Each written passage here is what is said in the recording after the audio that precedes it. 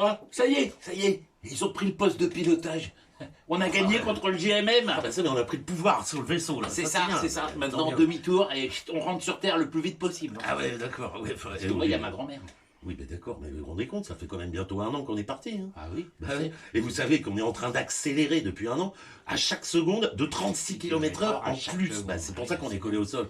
Donc là, depuis 1 an, on a quasiment atteint la vitesse de la lumière, là. Bah oui. Eh ben, dépêchons-nous de faire demi-tour et de rentrer à la maison. Parce que ma grand-mère, elle est vieille. Hein. Bah oui. Comment ça, ça veut rien dire ce que vous dites. Par exemple, par rapport à un séquoia géant.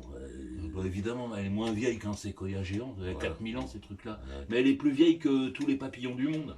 Ah oui. Bah, voilà, bah, c'est ça, c'est la relativité. Voilà, ça. c'est Galilée qui fait la relativité. Galilée, tu vois. Bah oui.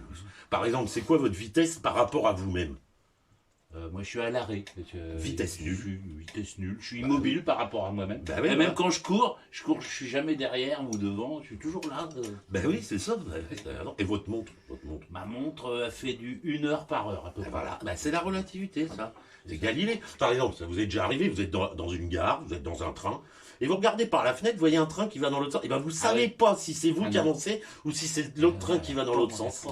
Pas moyen de On savoir. voit pas le paysage. Ah ben non, on peut pas. C'est pas. Ah ouais. Alors, imaginez maintenant, si vous êtes dans une prairie, par exemple, sur terre, bon, et moi je passe en train devant vous.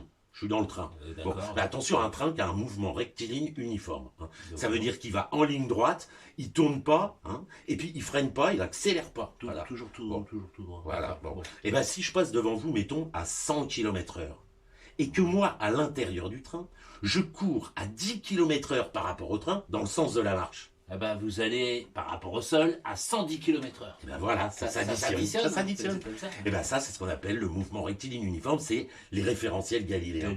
Et ben Galilée, ce qu'il dit, Galilée, c'est que si vous faites une expérience de physique, par exemple dans le train, ou si vous la faites dans un autre référentiel galiléen, par exemple sur Terre, et ben les résultats de l'expérience de physique, ça sera les mêmes. C'est les lois de la physique, ça. Et elles sont les mêmes dans tous les référentiels galiléens. Voilà. Alors, tout va bien. Tout va bien. Bah oui, mais le problème, c'est que 300 ans plus tard, on a eu un problème. Ah bon? Bah oui, il y a la lumière qui va à la même vitesse. Ah oui, 300 000 km/s.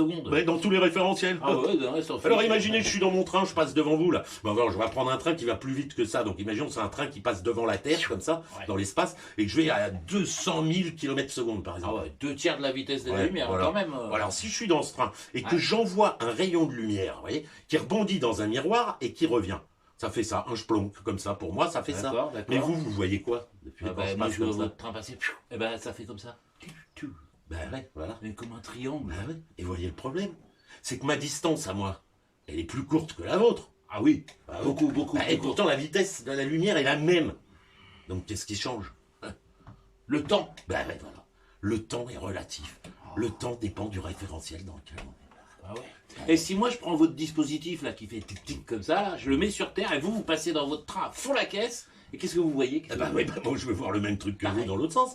Ben oui, c'est pareil, c'est des référentiels galiléens, il n'y en a pas un qui est préférentiel. Oui. Et regardez, je suis sur terre, et vous êtes dans votre train, là, qui va super vite, et je fais exploser 2 lumières, une à l'avant du train, une à l'arrière du train, simultanément. Ah oui, en même temps. En même temps. Ouais. Et ben dans ces cas-là, comme j'avance par là, et ben la lumière qui vient d'ici, je vais aller à sa rencontre, donc je vais le rencontrer plus tôt que le rayon de lumière qui me court après, que je suis en train de fuir, qui va avoir lieu à plus tard. Donc pour moi, et ben ça sera pas simultané. Ah, c'est plus simultané alors. Ben non, c'est plus simultané.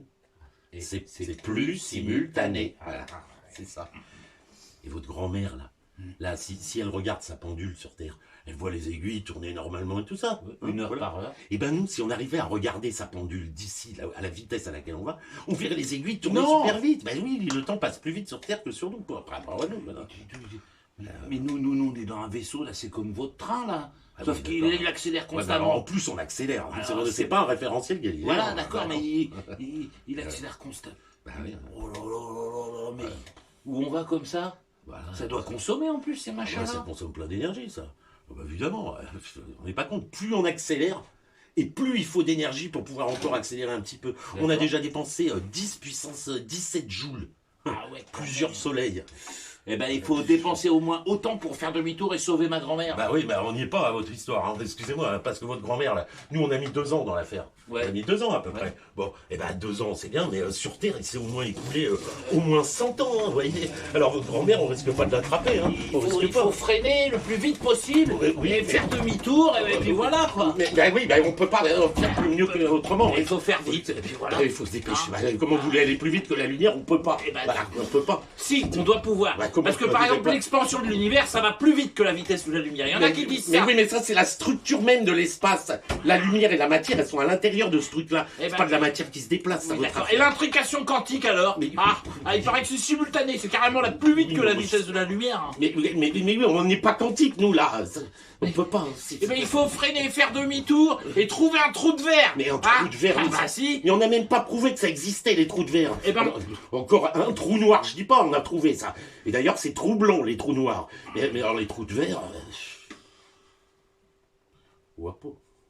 Réfléchir. Ok, hop. Ça nous fera du bien au cerveau. C'est de réfléchir.